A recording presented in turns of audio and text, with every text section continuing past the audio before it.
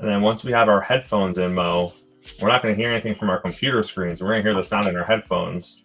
And then we'll talk normally on the other screen. But make sure you stay on because we got to keep our broadcast going on the... I just totally blew that. No, you're good. You're good. We good.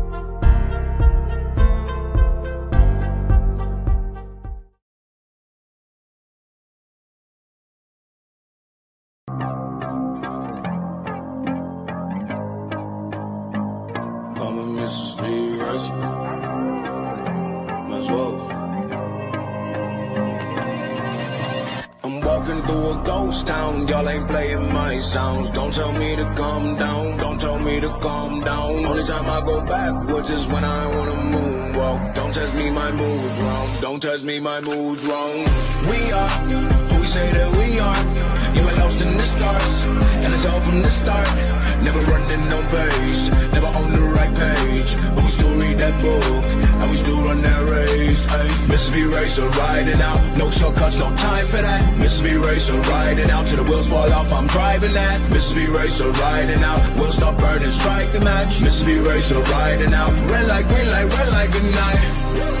Ay. Red light, green light, red light, good night. Red light, green light, red light, good night. Red light, green light, red light, good night. Red light, green light, red light, good night. Time to chill, don't sweat it. Good morning and welcome. It is Coffee and Sports. It is the morning show powered by Wire to Wire Network. Thank you so much for making us part of your morning routine. We are doing all the things this morning. We are sitting here live on TikTok this morning here with the morning show. I am Chris, and of course, that over there, that is Mo. Mo, happy Tuesday, sir. Happy Tuesday to you, partner, and everybody out there listening. Mo, let's start with this. I don't know if you saw it, but the NFL has decided that they are going to change up their onside kick rules for the upcoming season. Because, you know, Mo, the NFL is really good at saying, hey, if it's not broke, why not just do something to try to fix the thing that isn't broke? Because that's what we like to do. Mo, first biggest change. You can't do it unless it's the fourth quarter.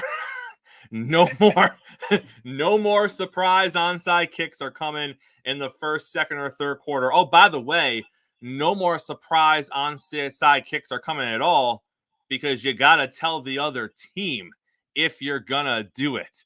So not only does it have to happen in the fourth quarter, you got to let the other team know it's going to happen, Mo. Oh, and you got to be losing.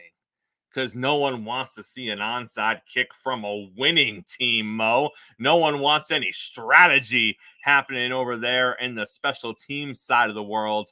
Mo, I never woke up any particular morning saying to myself, man, I wish the NFL would get that stuff right with the onside kicks. But yet, here we are. Now we're giving up heads up? Heads up. You got to be losing. It's got to be the fourth quarter. I just thought, are we still in the league of competition? And strategy does matter. Sometimes the division winner is determined by points if it's that close with the same record. So it does matter. And I grew up, and I'm sure you did, when I played football, we didn't give the other team a heads up about an onside kick. We just did it. That's kind of the point of the onside kick. To catch somebody by surprise, not say, hey, guys, we're about to do an onside kick. Get ready. Get your hands team out there. No, you don't do that.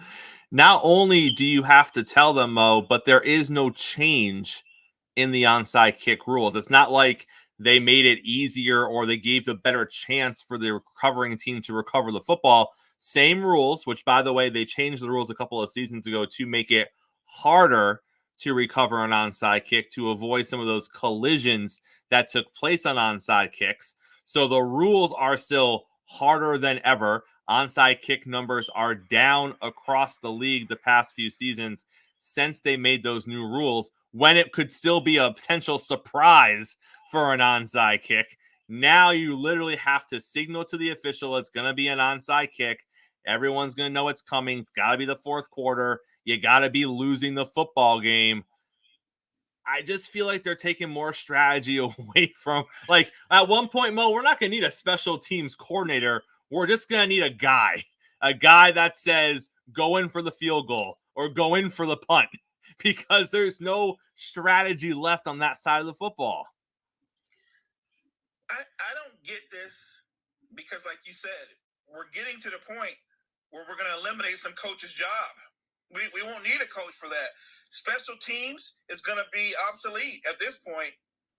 I like the idea of somebody randomly calling for a block punt or somebody going for a fake kick. I mean, they're taking all the surprise and that element out of the game. The game is supposed to be spontaneous and strategic, not friendly, not helping each other out. That's not what it's about. Football is about, it's a gladiator sport. The strong survive. The idea that the strong will give their opposition a hand up, I go against it. Just imagine in the movie Gladiator, Maximus is going, hold on, I know you're a little hurt. Get your sword. We'll start again. It's ridiculous. It's absolutely ridiculous. Let's pivot to this. We got JG coming in here this morning. JG is going to be on here later on talking some Major League Baseball with us, talking some trade deadline stuff as well. But let's go to this. Another rule change for the NFL for the upcoming season, Mo. A new rule has been put forth that in every NFL game, there is now going to be access to NFL head coaches twice a game. There has to be an in-game live coach interview during the first half of the game, and there has to be an in-game live head coach interview during the second half of the game. Every broadcast has access to that. You know they're going to take advantage of it, Mo. No one's going to be like, no, we don't want to hear from the head coaches. So let's go let them go. They're going to talk to the head. You know they're all going to do it because they all want the sound bites. They all want the quotes. They all want to catch them in the heat of the moment.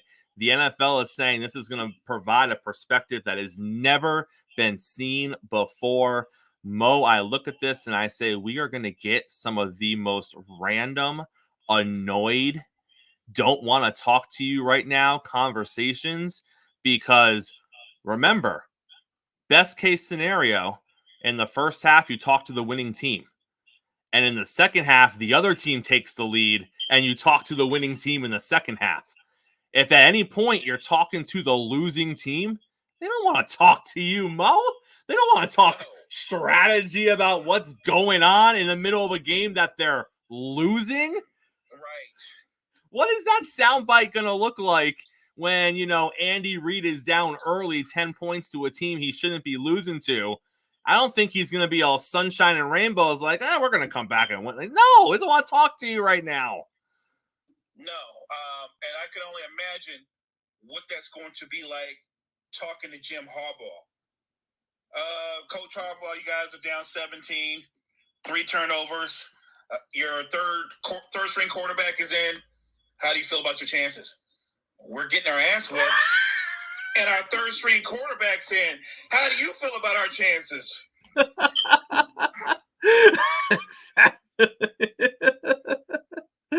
But you know that's what's gonna happen. Like, I understand giving. I love the mic'd up stuff, right? Like, I love when you mic up a player because it's spontaneous. Sometimes players forget they're mic'd up. It's an emotional sport. They say what they're gonna say. Other times they ham it up a little more because they are mic'd up and they'll chirp at some guys. The mic'd up stuff I am all for. I don't need live in-game head coaching conversations, Mo, because I don't think we're going to get what the league thinks we're going to get out of it. And I really think you're going to see a lot more situations where you're getting 2 dud interviews in a game as opposed to 2 good interviews in a game. No, I agree, because a lot of coaches, you know this, Chris, they're going to do we're going to gather the troops, we're going to look at our plays, and we're going to try to win this football game. You're going to get very vanilla answers. You know it, and I know it. You're only going to get the good stuff when somebody's getting beat down. You're only going to get the good stuff. No coach wants to let loose and really share their inner emotions when they're losing. Maybe Nick Sirianni. Okay, that coach, I take that back. He will share all. Give me the Nick Sirianni soundbite every single time. Winning, losing, that dude will have something to say. Oh, guaranteed. I don't want to hear it, but he's going to have something to say. And I don't think his players want to hear it, but they're going to hear it. Mo, we got MLB stuff to talk about, so we are going to get JG up here right now. JG's coming on the stage.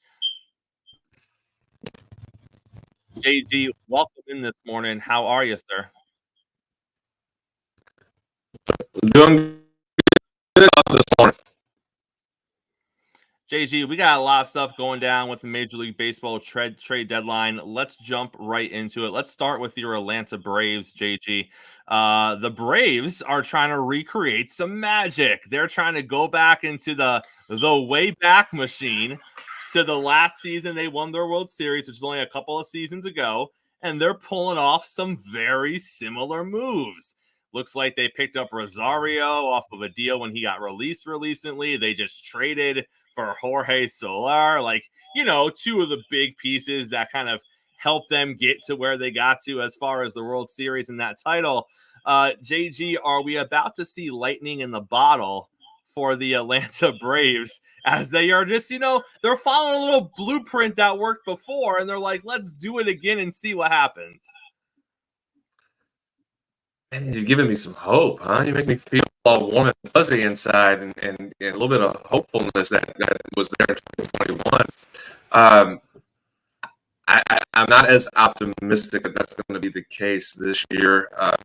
One, Soler hasn't played much outfield in the last couple of years. You already have Ozuna. We forget Soler was traded to Atlanta because Marcell Ozuna was suspended. And so he had to fill the DH role. Ozuna's there, and Ozuna's tearing it up still this year in 2024. And now you have to figure out who's going to play DH, or is Soler going to play in the outfield? That's going to be a big question mark on how they're going to really structure using Soler. I think there's still big question marks with the rotation right now, though. Fried will be back sooner than what was expected, so that's a plus. But you did lose Ronaldo Lopez to an injury just with elbow inflammation. Charlie Morton is not the pitcher we saw in 2021. He's I would almost say a shell of his former self at this point of his career. Chris Sale has pitched really well, and that is really the bright spot so far of what we've seen with this rotation with the number of injuries they've sustained is Chris Sale has been lights out. If they go get a starting pitcher today that can fill that role in the rotation, then I am a little bit more confident that they can make a run as a wild card team. I think the division's over. I don't think they're going to have enough to catch the Phillies and win the East, but they can still contain. They still hold the top spot in the wild card as of now. They have to be able to play a little bit more consistent still because you have the Mets right behind them. You have a few other teams that are right behind them. But they're making moves, and Alex Anthopoulos is making moves that fit what they're able to do. They're not giving up big prospects. Obviously, AJ Smith-Shawver and Hurston Waldrop are the two untouchable arms in their farm. But they're trying to make moves to keep the farm system strong and still be able to provide something for the major league club. So I like it because, again, nostalgia is something that our generation loves, and this is a nostalgia move. But I just don't have the internal optimism that this is going to be a recreation of 2021. We talked about this last week. We talked about the buzz around Jazz Chisholm, whether he should be traded, his personality, how it was going to fit with new teams. The New York Yankees pull the trigger. They bring in Jazz Chisholm. I think you are going to see an immediate impact as far as I think they're going to try to move Glaber. Glaber Torres, I don't think is doing himself any favors. JG, he was asked about the possibility of playing third base because I think we can agree that although Jazz is serviceable in the outfield, I think he is a better infielder. And I think he had his best defensive performance in his career at second base, which is currently being held down by Glaber Torres. Glaber was asked a couple of days ago, hey, you played third base in spring training. Like, what do you think about moving back there? And he basically said, no, I don't like third base. I'm not going to play third base. And if you're the New York Yankees, JG, I don't know how they're going to feel about that. I don't know how they're going to feel about Glaber being like, no, I'm going to play where I'm playing, regardless of who you bring in. They've already basically told Nestor Cortez, if we make a trade for Flaherty, we're trying to get you out of here as quickly as possible. So that guy knows that his fate is up in the air today. Talk to me a little bit about the Chisholm trade, and then talk to me a bit about Glaber Torres. I personally believe the Yankees missed their opportunity to trade Glaber because the Miami Marlins really have wanted him for like the past, 2 years. And the Yankees haven't been willing to move him. I believe he's only 26 years old still. So he's still on the younger side. Obviously, I think there is some value to him. But what does a market look like for Glaber? And what do you make of the Yankees being the ones to pull the trigger on Jazz when all these other teams were hesitant because of his personality? See, I don't understand the hate for Jazz Chisholm. He's an exuberant personality, but he's not the first one to be that way. We've seen guys with that personality, outspoken, the high energy, flashy player, but those guys in the past never got killed or never got criticized or never got, under a microscope as much as Jazz Chisholm has throughout his career, and more so this year in 2024, where he's, again, players voted him as the most overrated player. I think there's something that has a bit of an issue with that mindset about him, because this is something we've seen Jazz do. Jazz has played center field. He's played shortstop. He's played second base. He's played left field. He's moved around. He's now and he's going to play. Jazz Chisholm cares about playing baseball, which I like. If I'm a teammate of Jazz and a coach of Jazz, and he wants to play the game and he will do whatever is necessary, move around and play, that's a great thing. And the personality wise, I saw, he showed up yesterday to the ball field, had his hat on backwards, and New York media is killing him, saying, well, this is just another example of him not fitting into the culture of the Yankees. I'm sorry, Chris, you're a Yankee fan. Tell me if I'm wrong. Didn't Robinson Cano wear his hat backwards quite a bit? Yes, he did. Did anybody complain about that, about Robinson Cano? Wasn't Robinson Cano a flashy player? Yep. So why? I don't understand the hate for Jazz. I think until they figure out what to do with him, playing him third base is not the key, because he's not a third baseman. But you know what? His mindset is, I'll go play third to help the team. What's wrong with that? Because you just pointed out, there's another player who said, no, I'm not going to play third base. I don't care what you say. I'm not. So, and for if I'm the Yankees, I'm going to Glaber Torres and I'm telling him, who the hell are you to tell us what you're going? I was like, because many players have moved positions for the benefit of the team. One of them wore number 13 for the New York Yankees because there was a number 2 at shortstop. So if A-Rod can have the mindset to go, you know what, I was a shortstop my entire life, but I know I'm not going to play shortstop in New York, so I'm going to move to third base. If Alex Rodriguez, who is infinitely better than Glaber Torres, can make that move, Glaber, you should be able to do the same thing. And so I agree with you that this is probably going to push them to make a trade and just say, you know what, Glaber, you're out. We're not even going to deal with you. We'll put you in a package. We'll go find a third baseman, and we're going to move Jazz Chisholm to second base. He's our new second baseman for the next couple of years in New York. Speaking of third baseman, the Yankees were in for a little bit on Isaac Paredes from Tampa Bay. He ultimately goes to Chicago. in what is basically a third baseman swap. Although clearly Chicago won this deal of third baseman swap because they gave up a third baseman. They no longer wanted to play third base for them because he wasn't all that great, JG.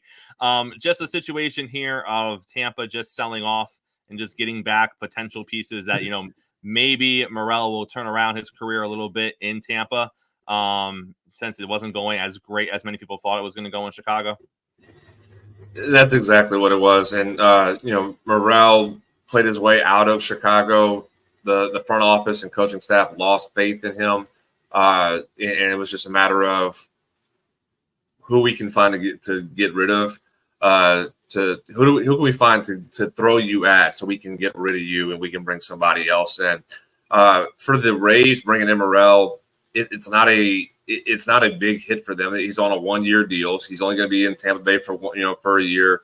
You're able to unload a little bit of money that Paredes had, which is always what the Rays, when they get to this point of their from their timeline of being contenders, and then they sell off, they dump money, and then they take about 3 more, 4 years, and they're back to winning again. So this was just hey, we're going to part of the sell-off, and we've known this all year that this is what the Rays plan was going to be, and they just taken a player who fill in for the next 2 months, play in Tampa, and then you're going to go be a free agent at the end of the season. If we can work, but the thought process, what the Rays always think of, if they can look at Christian Morel and say, you're a reclamation project, we might be able to fix you and help you. Okay, we can see you turn around. We'll sign you to another 1-year deal for next year. You're on a $720,000 contract right now. We'll pay you $1 million next year on a 1-year deal. A little bit of a pay raise because we are putting in the time to develop you, which the Tampa Bay Rays do a really good job on. So it's you're selling your all-star, but you're finding a way to cut payroll. But at the same time is maybe we can fix Christian Morel, because Morel was, there was a lot of hype about Christian Morel in Chicago. He just never answered the hype that was surrounding him. Go to Tampa, not as much expectations, not as much pressure. Maybe be able to turn it around and turn your career around there. But this was an interesting move for the Cubs. Again, they wanted to get rid of Morel, but they found a way to get an all-star in return. JG, we know the value of high-end bullpen arms when it comes to the trade deadline because there usually aren't a lot available. And the ones that are available, just because of supply and demand, they usually seek a pretty penny. But I look at what went down with the San Diego Padres and Jason Adams. JG, they traded 3 of their top 15 prospects for a reliever. That seems steep to me. That seems a little pricey, JG, for a reliever. Yes, and that just tells you that there was a lot of teams that were involved in this, and the Padres had no choice but to overpay to be able to bring them. Because again, and that's what the Padres need. They need the bullpen arms. They have a good rotation. You have good arms in there with Snell, even though Snell can't stay healthy this year. You do still have Yu Darvish. Musgrove has been up and down, and you have Dylan Cease, who's your leader in your rotation right now. So your rotation has been decently well, but the bullpen has been what they needed. And they had no choice but to overpay. And I think because there was a bidding war. And the Padres have shown over the years they are not afraid to go in a bidding war and just overpay for a player. And so this is the MO, what they do. This is A.J. Preller's MO, and how, again, you're looking at it as prospects as currency. We've seen many teams, your Yankees being that way for a very long time under George Steinbrenner. They're not players. They're currency.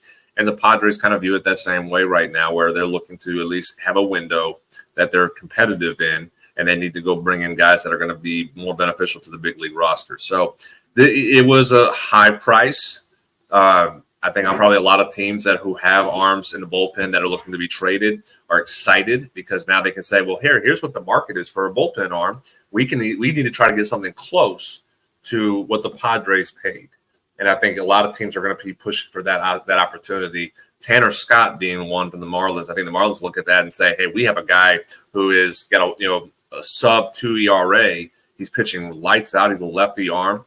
We can go get a lot for him if we make that move. So I think the Miami Marlins saw that trade that the Padres did, and they're excited as can be to try to push Tanner Scott, especially since Mason Miller, is injured in Oakland. He's probably not going to be traded now. So the priority of bullpen arms more likely surrounds themselves with Tanner Scott being a top target. The Brewers acquire Frankie Montas. I have my own feelings about Frankie as a Yankee fan. The Brewers are in a division, JG, where if things play out the way they should, they're going to cruise to a division title. By the way things look over there, come playoff time, is Montas going to be an asset that the Brewers are going to rely on to make a playoff run? Is he a depth piece? What do you make of the Montas move to the Brewers? This is strictly a depth piece. Reds have a good. I mean, I know the Reds have been underperformed this year, but they're still a good club, and he has struggled in Cincinnati. 4-8 record with a 5.01 ERA. Not numbers that you're sitting there thinking, man, this is a guy we have to go we have to go put him in the middle of our rotation and put as a playoff pitcher.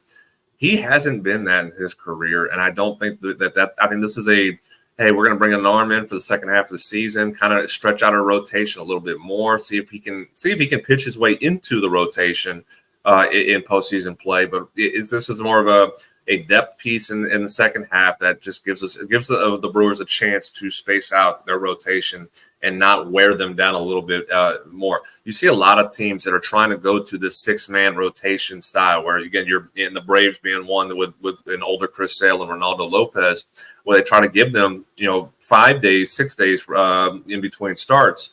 A lot of teams have been doing that lately, and they're trying to, at least space out as much as they can. Brewers are doing the same thing. I think that's exactly what this is for getting Montas is you're going to space him out a little bit. You'll have 6 starting pitchers on to be able to go and be able to at least prepare your arms that are pitching in the postseason to be fresh and ready.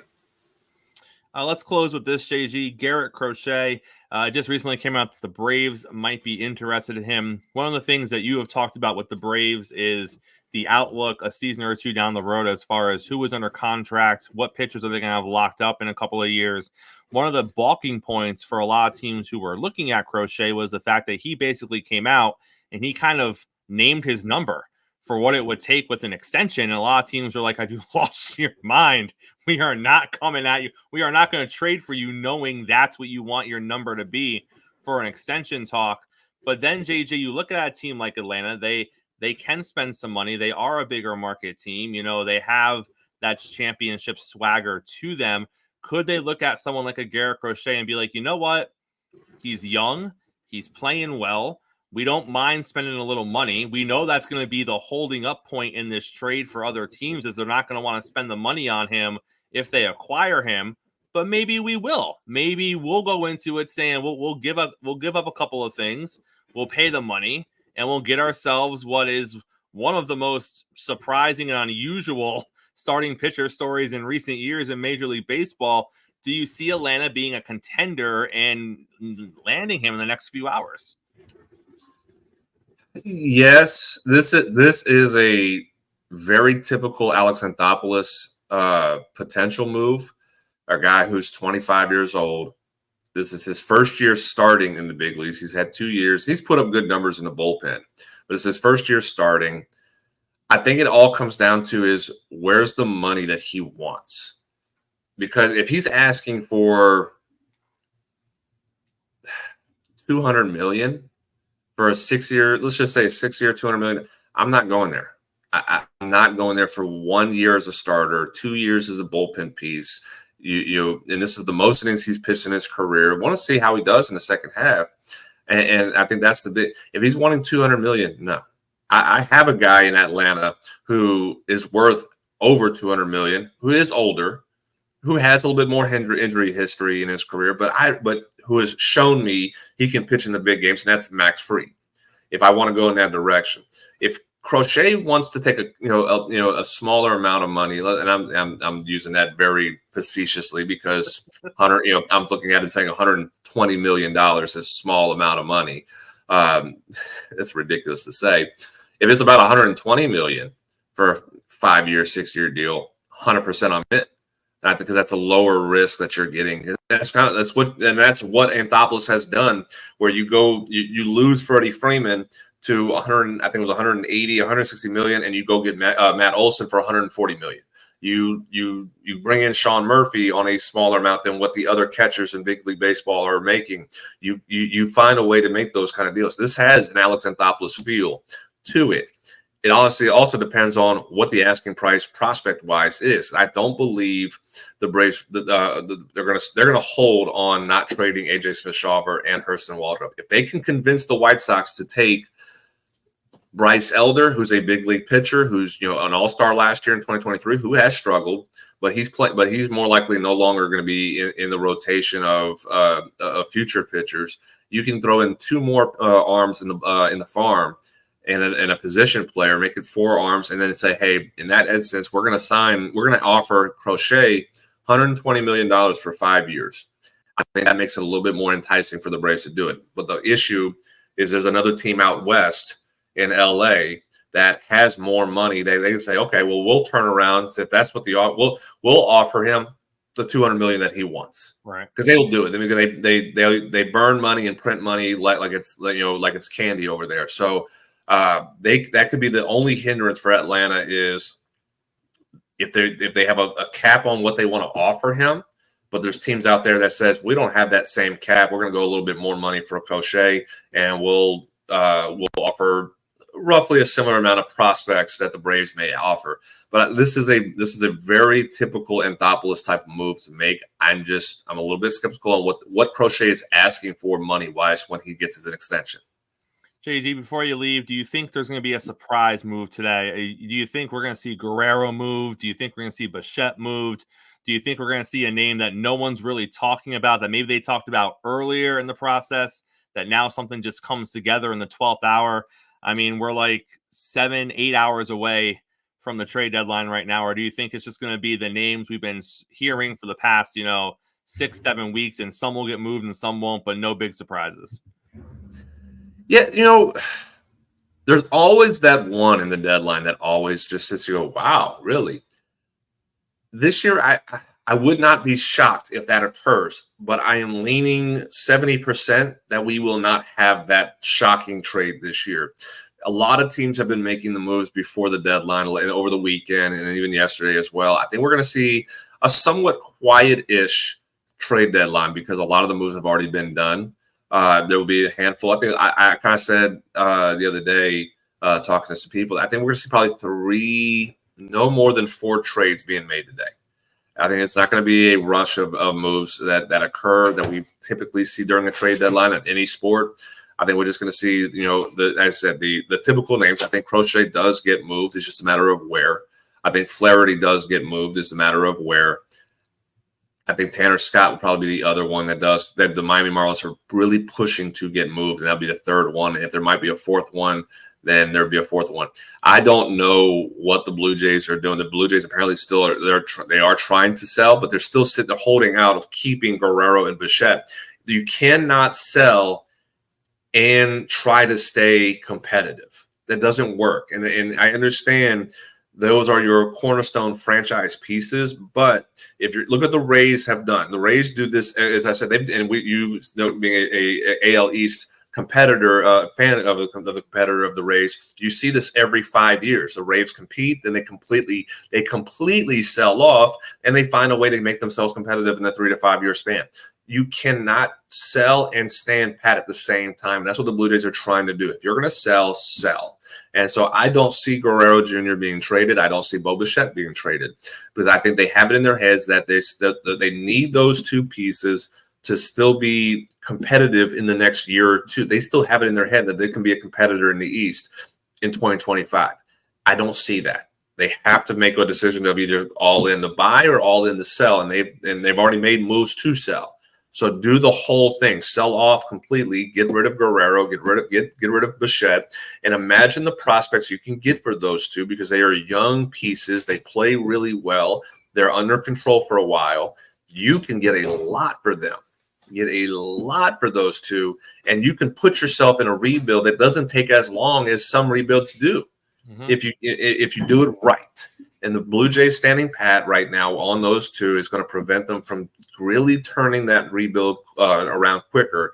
And they're going to be essentially what we've seen them to be this year in 2024, in 2025, and in 2026, because I just don't see themselves really committing to the money that they have to really be competitive. And if that's the case, they're in baseball purgatory right now. Shay G, we appreciate you, sir. We'll see what the trade deadline brings today. And of course, next time you're on, we're going to break down everything that happened with the trade deadline. Appreciate it, sir. Enjoy the rest of your week. All right. Appreciate it, guys. Thank you. Mo, always a pleasure having JD here on the show with us. All right. We are going to pivot to this, Mo, as we are jumping back. Make sure that you unmute yourself on the TikTok side. That way our TikTok peeps can hear all the great things that you got to say, sir. And while you are taking care of that, we are going to get into this. So, Mo, we know what's been going on with our boys, Tua Tagovailoa and Jordan Love, who just made their money a few days ago, Mo. But now, we talked about this. There's going to be other quarterbacks that they're passing, other quarterbacks who are not making as much as they are. And we know what that looks like when you start having those conversations in the NFL. And one of those quarterbacks, the best quarterback in the league, Mo, he was asked about that. They asked Patrick Mahomes, what do you think? What do you think that, Tua's ahead of you now and Jordan Love's ahead of you now? Do you feel like you're underpaid?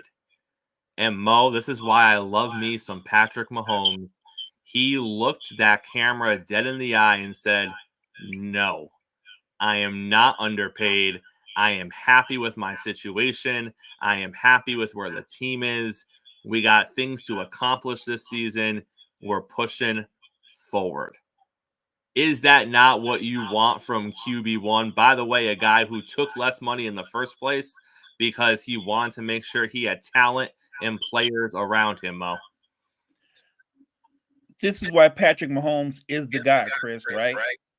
With no hesitation, he gives you the right answer. He gives you the answer of a leader. I'm doing good. I've got plenty of money. There are no issues. We're trying to three-peat. We're trying to win another Super Bowl. And I think when he says that, I think he means it. I also think he knows the Chiefs will take care of him. He already knows that. And I think that's what you get when your organization is in lockstep, top to bottom. And you've got leadership at all three levels. Oh, I agree completely. That is exactly what you get when your organization knows exactly where they are and exactly where they're supposed to be. And there is no question about it, Mo. The Kansas City Chiefs know exactly where they are, and they know exactly where they're supposed to be. Mo, we've been talking about wide receiver rankings for days now. Everyone's got a wide receiver ranking. Everyone's got an opinion of where some of the best receivers in the league are heading into the season. Well, one of the more underrated rankings comes every year via Madden. When Madden comes out every year with their brand new installment of the Madden series, we look at how they've ranked people in the game. And we look at, because Madden is no different than, me making a wide receiver list, a national media guy making a wide receiver list. When Madden's going to rank their wide receivers a certain way, that's clearly how they feel the top 10 wide receivers in the NFL stack up. And we have the wide receiver list. We have the top 10 wide receivers in Madden. Let's start going through it. Mo, number 10 in Madden this season is Mike Evans of the Tampa Bay Buccaneers. He is an overall 91 in the game. Mike Evans is a guy who is an example of consistency in the league. I think people who say Mike Evans is overrated, Mo, I don't know what more you want from your wide receiver than a guy who just consistently 1,000 yards. I mean, Mo, what more do you want? I don't think you can ask a lot more of him. Here's my thing on Mike Evans. If you want to try to make the case he's never been the best receiver in football, that's fine. You can make that case. But I would flip it around and go, he's been one of the best receivers in football the better part of a decade. And he's been a consistent, productive player. He's come up big in playoff moments. He's come up big during their Super Bowl run. I get it. It's tough to be known as the best at your position, but there's no shame in being known as one of the best in your position for the better part of a decade. I'm a big fan of Mike Evans. I don't think he's overrated. I think he's underrated to a degree, but I think his Madden rankings, they're right where they should be. Number 9 is Brandon Ayuk. Mo, are we just wrong about Ayuk? Is he really a top 10 receiver in the NFL? Because everyone and their mama is putting Brandon Ayuk in their top 10. And we have been sitting here for the better part of 4 months now saying he's a good receiver, but he's not a top 10 receiver in the league. And every list that comes out, he's somewhere between like 10th and 5th. Are we wrong? Like, are we wearing blinders and we don't understand what Brandon Ayuk is? Because I look at this, he's an overall 91. He's the 9th best receiver in Madden, and I think Madden's crazy. I don't think he's a top 10 wide receiver. So, if you look at his last 3 seasons, I think he's gotten better in terms of his production. And last year, obviously, was his career year. I think he was like 13 or 1,400 yards to go with, I think 9 or 10 touchdowns. So he put up big numbers, but that was a career year. I guess what I'm looking at, we just talked about Mike Evans. I don't know that he's better than Mike Evans, and that's not a knock, but I think Mike Evans is a better receiver. And Mike Evans doesn't have the weapons around him to draw the attention that Brandon Ayuk has. There is no Kittles, there is no Debo, there's no C-Mac. It's a completely different thing. So you can make the case he might be a top 10 receiver, but I don't think it's a lock. I think he's a very good receiver. I think he's consistent, but I also think he's a cog in an offense that he's not the best player. He's not the second best player. He's probably the 3rd best player in that offense. He's the best wide receiver, but he's not better than C-Mac. He's not more important than Debo or Kittles. So I'm a Brandon Ayuk fan, but I don't think he's one of the 5 best receivers in football. He might be in the back end of the top 10, but I don't think it's a lock. Number 8 is Stephon Diggs. He is an overall number 92. I don't necessarily have an issue with him being in the top 10 because when he was in Buffalo, he was a top 10 receiver in the league. I just don't think he's going to be a top 10 receiver this season, Mo, because I think he's going to be the number 3 option on that team. And I think the other 2 younger guys are going to get more looks and opportunities. Now, that doesn't mean he's not going to have a good season. It doesn't mean he's not going to be productive. And it doesn't mean that he's not going to make that a dynamic offense in Houston. I just don't think he's going to be number 1. I also don't think he's going to like not being number 1. But we'll see. Maybe I just have Stephon wrong, okay? Maybe I've just watched him in Buffalo as a Dolphin fan these past 3 or 4 years, and I have just completely misjudged the character and personality on the field of one Stephon Diggs. But, Mo, I just have a sneaky suspicion that like 4 games into the season, when he is actually statistically the 3rd best receiver on that team, it's going to start to be an issue. And if you are the Houston Texans, Mo, you can't have that be an issue. You can't, not with the young core that they have, not with the young quarterback that they have. And I think DeMeco Ryans has a good feel for stuff like this. Look, I'm with you. I think on this team, Stephon Diggs is probably he might still get 1,000 yards, but it might be one of those where he gets 1,015 yards and 75 catches and only 8 or 9 touchdowns. But if he does that and buys into that, they're going to be one of the better teams in the AFC. He doesn't have to be the best receiver on this team. And like you said, when you look at Tank Dell, when you look at all the other weapons around him, he's going to learn how to adjust to the idea that I'm one of many. Like they have the potential to have at least 2, maybe even 3,000-yard receivers. And I don't know, he's going to have to blend into the idea that you're not going to be number 1 option. You're going to be an option, one of the options, but not the number 1 option. I think the biggest surprise on this list is number 7, Ja'Marr Chase. 93 overall. I think that's kind of low. That is kind of low, right? I think it has to do with the injury that he's coming back from. But it's number 7, Mo. I mean, usually when we talk wide receivers, we go, all right, we don't know the order, but we know the top 4. It's some combination of Tyreek, Lamb, Jamar Chase, and Justin Jefferson.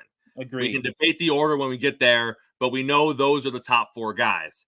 Number 7, though, according to Madden. You know what? I mean, he's one of those guys doing a hold-in right now. So maybe Cincinnati's management could look at his Madden rankings and take that to the table and go, well, Madden thinks you're a 93, my guy. Right. We know you want to raise Jamar, but look, if Madden's got you at a 93, we got to pay you accordingly. So yeah. And we know those Madden adjusters, Chad Ochocinco, they come out and look at you live and adjust your stats. They think you're the 7th best, brother. I'm sorry. Right. I'm sorry. Right. Yeah, I'm with you. I can see that. Look, I think it's low, but it does have to do with the injury. Look, if he's healthy, he's gonna have a monster season. If he got Joe Burrow throwing him football, I think Jamar Chase has a bigger year than he's had the year before.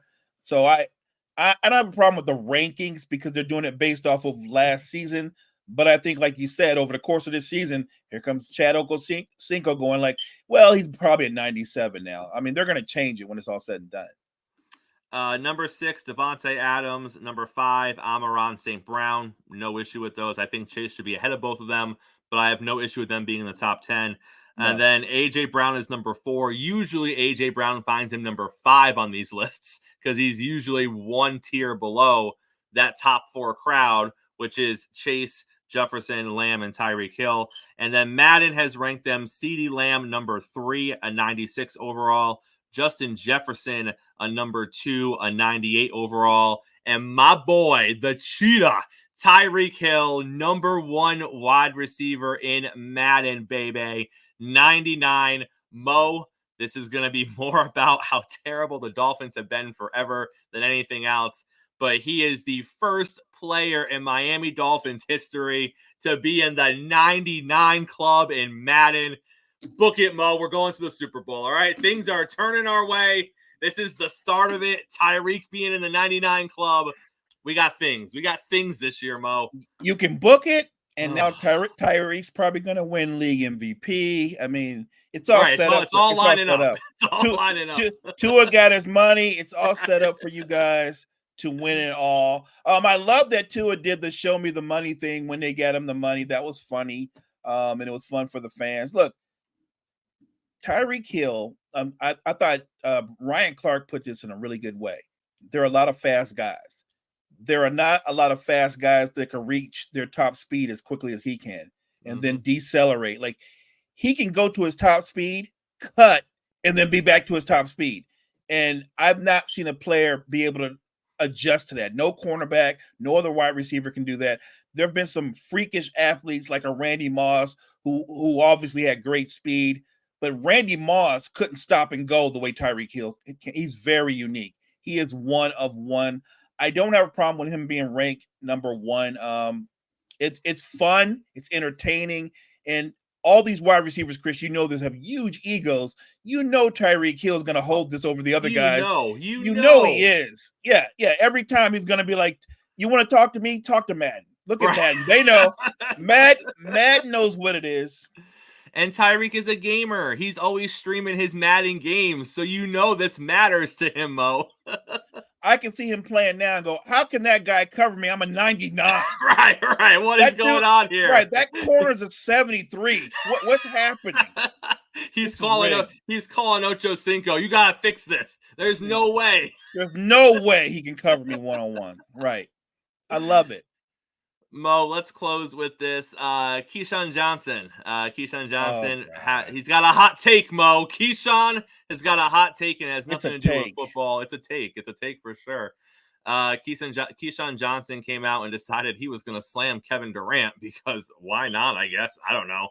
Keyshawn said basically, listen, if you took Paul Pierce and you put Paul Pierce with Draymond Green and Klay Thompson and Steph Curry, you don't think he couldn't do the same bleep that Kevin Durant did on that team?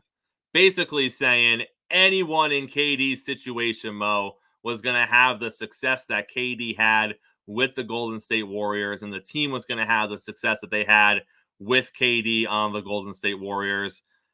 Mo, I don't know. Keyshawn is a football guy. I don't know how much basketball he watches. But were we not talking?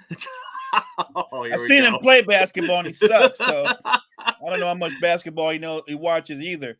Look, were we not talking about during that Golden State run with Kevin Durant? Were we not talking about Kevin Durant being the MVP of the league? Were those not the conversations? Yeah. Yeah. If Paul Pierce is on that team, are we talking about Paul Pierce being the MVP of the league? We're not. No. And we're not saying things like this. It's Steph's team, but most of us agree that KD was the best player on the team. Right. If Paul Pierce is there, we're not saying Paul Pierce is the best player on the team. And arguably, if Paul Pierce is there, I actually think LeBron has 2 more titles. You're not wrong about that either. KD, for everything you want to knock Kevin Durant for, and believe me, there's plenty, right? It's the burner accounts, leaving Golden State, the injury history, forcing his way to different teams when he becomes unhappy or he's not happy with. There's so much you can go in on KD for. But to take what were some of the greatest years in his career, where he won titles, and don't forget, Mo, it was during that time where people were like, is he now number one? Is not all time, but in the NBA right now, is Durant number one and LeBron's number two? Those were conversations that were being had, all right? We don't have to have that conversation. My point, Mo, is if those are conversations being had, you're going to tell me you could have put anyone in that space. No disrespect to Paul Pierce. Paul Pierce is just having his name dragged through the mud here for no reason. Paul Pierce didn't ask for this. Paul Pierce didn't ask for a KD comparison on a weekday morning, but we're getting it. And I don't think there's much of a comparison there. I think it's an unfair comparison to Paul Pierce that he doesn't deserve. But if we're going to put Paul Pierce in that team, Mo, he's not going to be, there's not going to be, oh, is Paul Pierce number one in the league right now? LeBron's number two? No one's having that conversation. No. And look, to your point, Paul Pierce is a great player who came up big multiple times in the playoffs. He's a great clutch player. And I know people want to say that it's kind of like the old argument with Kobe and Shaq, where it was like, you could put anybody in Kobe's place and they would have three-peated. No, they wouldn't have. The idea that Kobe was so replaceable, you could have put Ray, and I love Ray Allen, but if you put Ray Allen in that spot, they're not three-peating. I feel the same way about Paul Pierce. He doesn't deserve to have his name dragged because Keyshawn wanted to throw him out there like that. But there are levels to this. As good as Paul Pierce is, the best version of Paul Pierce is not on the level as the best version of Kevin Durant. He just isn't. What Kevin Durant did was he literally took they got somebody who canceled out everything LeBron did. And then the series became about Kyrie, Kevin Love versus Steph, Clay, and Draymond. And it was unfair in that way. Paul Pierce, as good as he's been, and he's had his wars with LeBron, versus that team, versus that LeBron at that time, I don't think he evens things out. I think it's a completely different series. So, look, I get it. Maybe Keyshawn's not a big fan of Kevin Durant. By the way, KD had a great response because he said, well, if the Jets had drafted Jonathan Ogden or Eddie George, they would have been a lot better off too, which he's 100% right, because Keyshawn had a good career, not a great career, not an all-time great career. He had a long, productive career. Yeah, I would have taken a Jonathan Ogden all day long. I also would have taken a Jonathan Ogden all day long. All right, Mo, take us to an end, sir. Appreciate you guys for joining us this morning. Make sure you check out all the great content we have at Wire to Wire Network. Wire to Wire Network, we appreciate you. Hey, we're back here, same time, same place tomorrow morning. We got Will coming on to discuss some NBA stuff with us. We got the football NFL genius himself, Gene, in the house to break down some training camp happenings, all of that and more. Coffee and Sports. It's the morning show.